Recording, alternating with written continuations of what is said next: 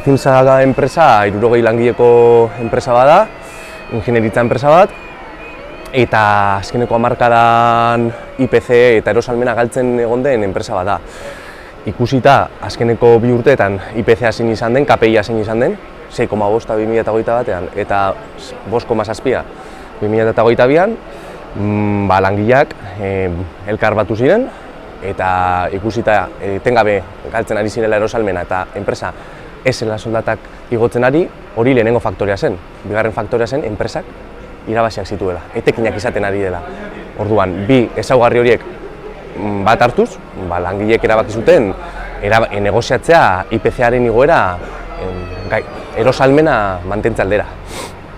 Hala, enpresarekin negoziatzen hasi, baina enpresak 2% bateko igoera besterik ez zuen eskaintzen. Eta esan bada, horren aurrean, greba konbokatzea erabaki du IPC-a erosalmena mantentze aldera, pobreagoak ez izate aldera. Gero eta pobreagoak izaten ari dira, eta langileek esaten dutena da, egunero altzatzen gara, enpresa hau altzatzera, aberastasuna sortzera, enpresa sortzen ari da aberastasuna, milaka eta milaka etekin izaten ari da Bizkaiko plantetan, eta IPC-a garantizatu dezake. Beraz, plantilak erabaki du, 9 eguneko greba egitea IPC-a igon arte, eta horretan daude.